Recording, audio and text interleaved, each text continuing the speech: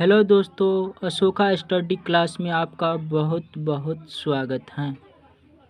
आज हम इतिहास के बारे में पढ़ाने जा रहे हैं जो लुसेंट का पेज नंबर 1 है। उत्तर में हिमालय से लेकर दक्षिण में समुद्र तक फैला यह उपमहाद्वीप भारतवर्ष के नाम से जाने जाते हैं। महाकाव्य और पुराणों में इसे भारतवर्ष के नाम से जाने जाते हैं।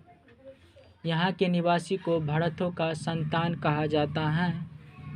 प्राचीन ईरानी जो व्यापार करने के लिए आते थे उसे सिंधु नदी के नाम से जोड़ते थे। प्राचीन ईरानी जो व्यापार के लिए आते थे उसे सिंधु नदी के नाम से जोड़ते थे और वे सिंधु नदी न कहकर इसे हिंदू कहा करते थे। उसे सिंधु नदी न कहकर इसे हिंदू कहा करते थे। यही नाम पूरे पश्चिमी देशों तक फैल गया। यूनानी जो व्यापार करने के लिए आते थे इसे इंद कहते थे और जो अरब से व्यापार करने के लिए आते थे इस्लाम कंट्री से वो हिंद कहते थे। और मध्यकाल आते आते इसे हिंदुस्तान कहा जाने लगा। और यूनानी भाषा के आधार पर अंग्रेज़ों ने इसे इंडिया नाम रख दिया। विंध्य की पर्वत श्रृंखला भारत को 2 भागों में बांटती है, उत्तर और दक्षिण। विंध्य की पर्वत श्रृंखला जो बहुत ही विशाल है वो 2 भागों में बांटती है, उत्तर और दक्षिण। उत्तर में इंडो यूरोपियन की भाषा बोली जाती हैं।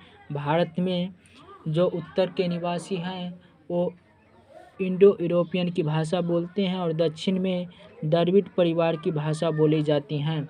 जो भारत में दक्षिण में निवास करते हैं वो द्रविड़ परिवार की भाषाएं बोलती हैं।